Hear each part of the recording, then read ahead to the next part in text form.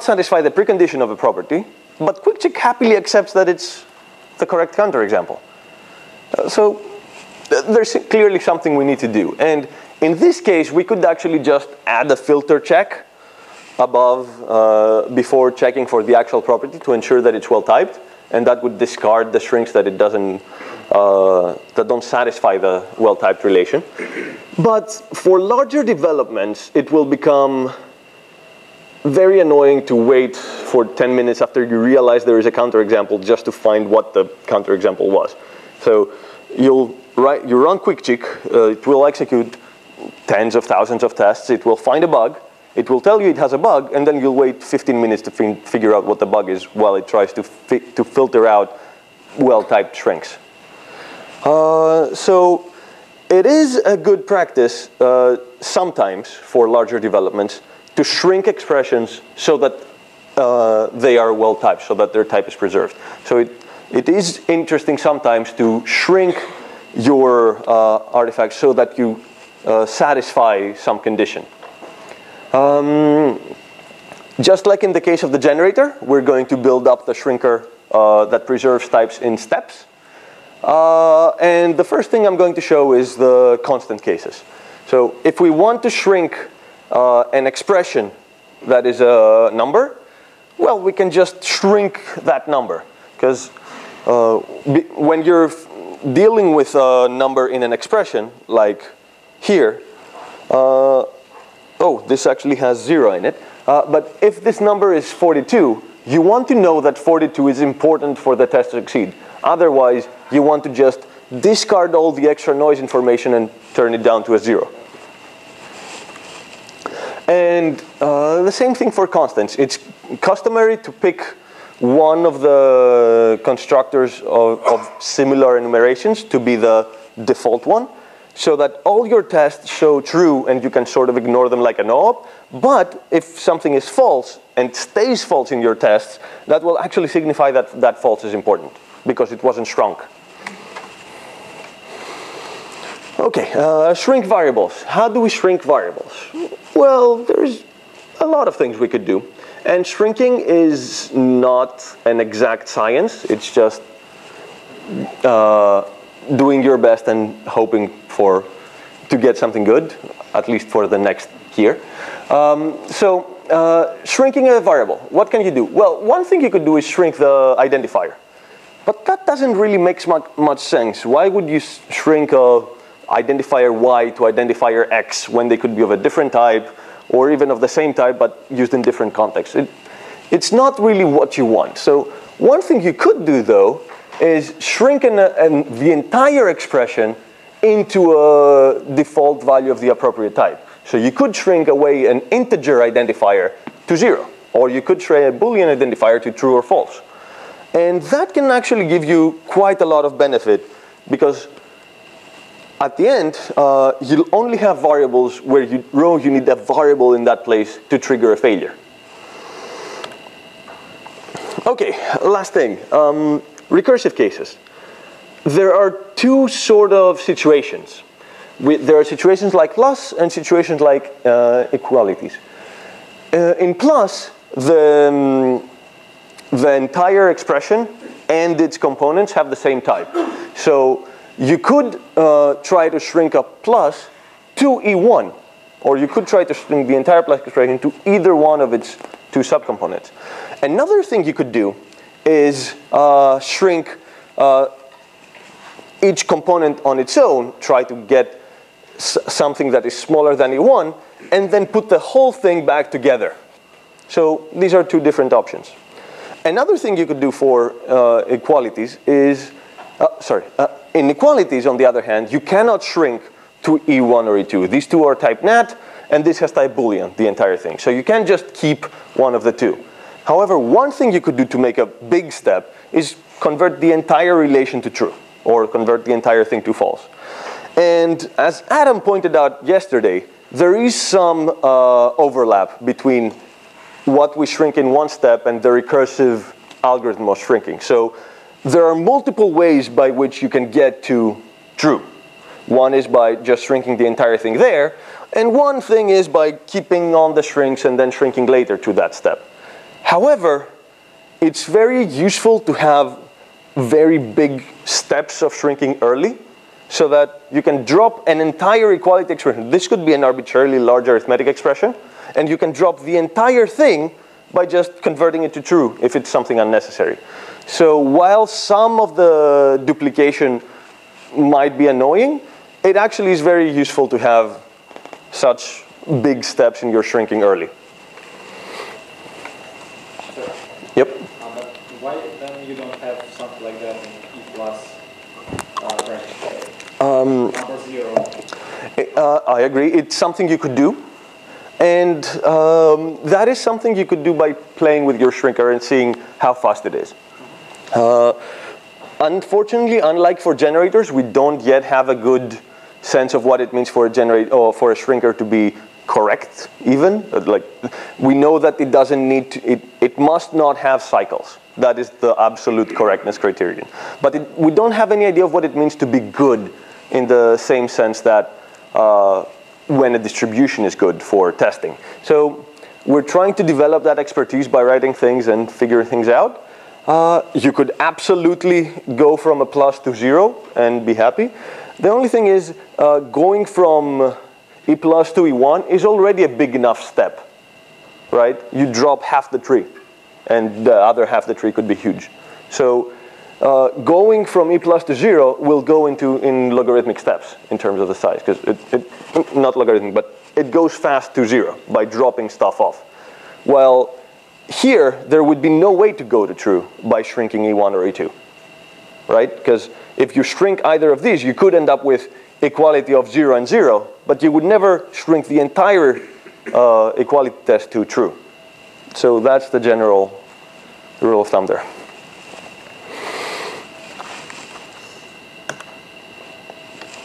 Okay, putting everything together, this is the smart shrinker that we have.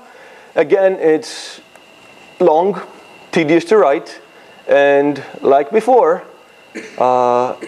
unfortunately, unlike before, this is not automated yet. It will be soon, I promise.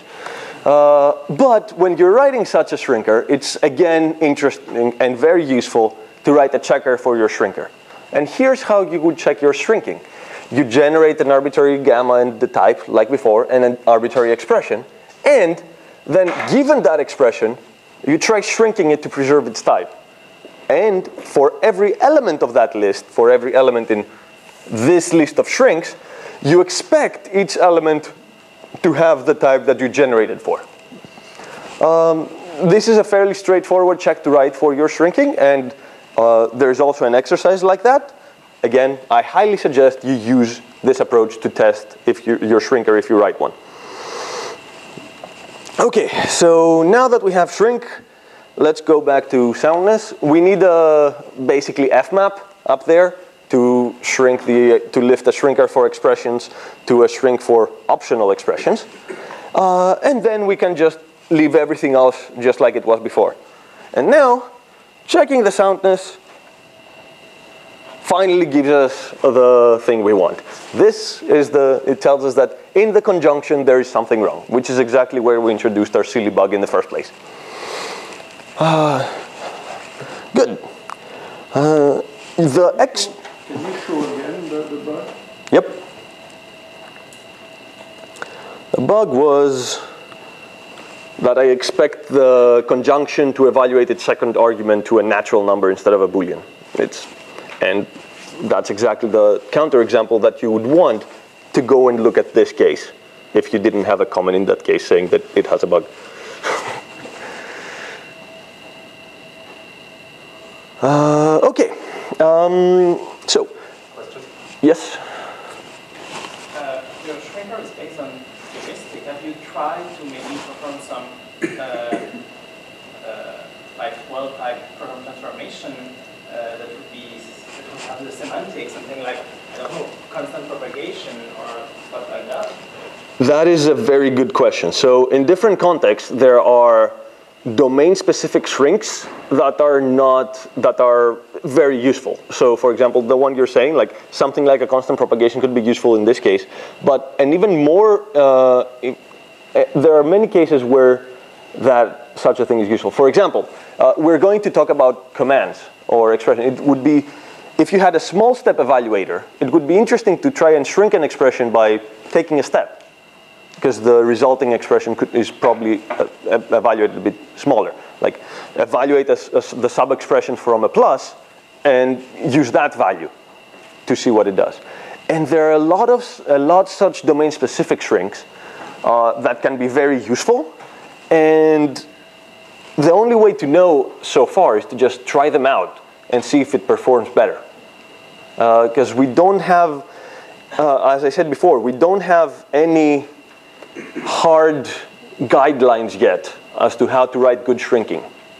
So my best answer for now will be that is a very good idea. Try it out, and it will probably be a better shrinking for some cases, but not for all of them. And you have to try it out and see if it's your case that needs it. Other questions? Yep. Can you go back to the slide, the definition of the recursive call for the shrinker? Why do you use the T or the recursive call for the E plus T instead of T now? I just preserved the type here. It's exactly the same thing. Like you could do explicitly use TNAT here and T.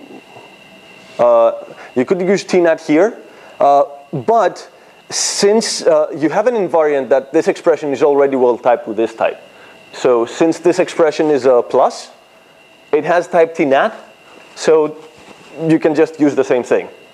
Here, you can't use T because this expression has type T bool, and you want to shrink E1 and E2 so that the TNAT type is preserved. So this is a place where you actually need to do that. Here you could use the either interchangeably, assuming that your invariance holds. Isn't it possible to compare booleans? Sorry? Isn't you cannot write an equal for booleans? So why can we assume that the sub-expressions are not? They could be bool as well. Oh, yeah, that is actually true. And in this was written initially when the equalities were, oh, no. Let's look at the typing relation. That will answer our question. Our typing relation assumes that A1 and A2 are natural numbers. So just like in IMP, you tested the equality and inequality between only natural numbers and arithmetic expressions. So that's why in that slide you assume everything is nat. You could, in principle, convert this to a Boolean as well and have a different generator and different shrinker for it. But it's not something that will be fundamentally different about it. But if we go back to the slide where you have the use of the variable or not. Use a variable or not? Sorry. Type variable or not. When you use the T, because you know that you're... In the shrinks? Yeah, in the shrinks you were doing an addition and... Here? Or the smaller one? That was the one of the comment of the previous question.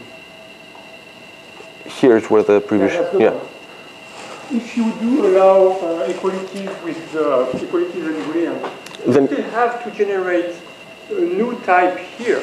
Yes, it's going to be something more tedious because you want to probably be able to either type check an expression to give the type there or have the type annotated in this expression to be able to do it. But there's no fundamental limitation about it. It is inconvenient, I agree, it will take something more.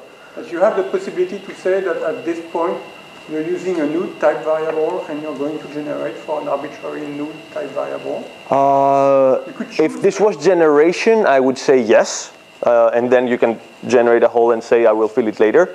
This is shrinking, so there's not really a way of saying I will plug this hole later. I would love it if there was one, because usually, well, most of the time this process is one directional. Sometimes you do want a hole that you want to fill in later.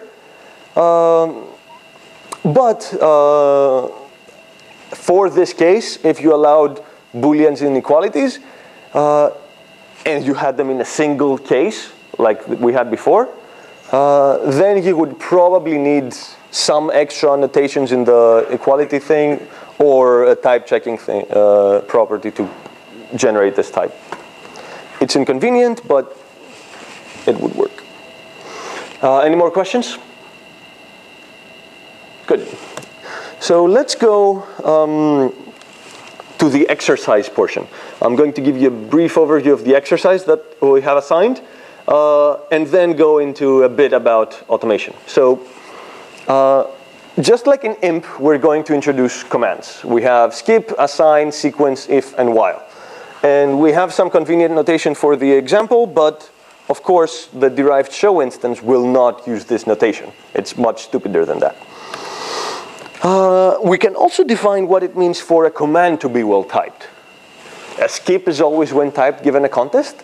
An assignment is well typed if the type of the expression we are assigning is the same as the identifier. The sequence just expects both commands to be well typed. And the conditionals have an explicit condition that the expression at the condition, the if B or while B, is a Boolean. And of course that the rest of the command are well typed.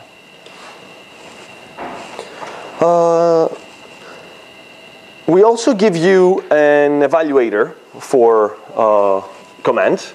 So we add a fuel because we have a while language, and that can terminate if you're generating random programs that are not guaranteed to terminate.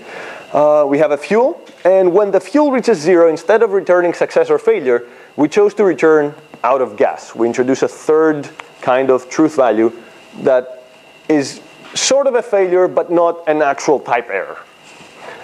And given a state and a command, we have an evaluator that may be true, may be false, may be correct, maybe not.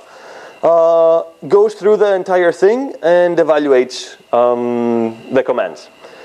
Your job will be to test soundness for commands. So if you have a well-typed state and a well-typed command, then evaluating the sequence of commands never fails.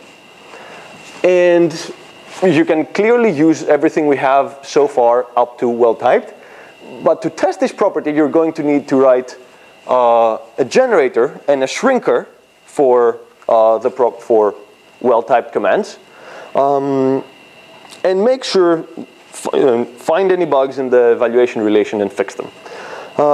If you choose to do this exercise, I would once again highly recommend writing sanity checks for your generators and shrinkers.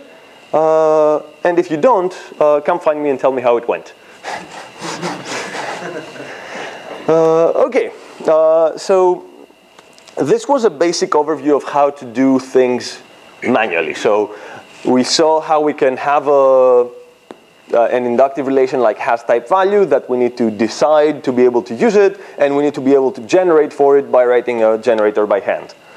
However, QuickCheck also has a derivation mechanism since last year for such things. So you can write an annotation like this. It's slightly more complicated than the derived show instances, but let's see what it means. What we tell here is we ask QuickCheck to derive an element of the arbitrary such that type class, whatever that is, for and the predicate on a value. So what we're asking it to do is, the way we read it, is generate a value v such that this thing holds. So we're generating values such that has type value vt holds. And the convention is that everything that here is not bound in the function is implicitly universally quantified. So it works as an input to our generator. So when we're going to ask QuickCheck to derive this, it's going to produce a generator that, given a type, produces a value such that this holds. Let's see what it produces. It's clearly much bigger than the one we have by hand, because the one we have by hand is 4 lines, while this is slightly bigger. But if you look at it a bit, it's not that weird. So it introduces a size parameter by default.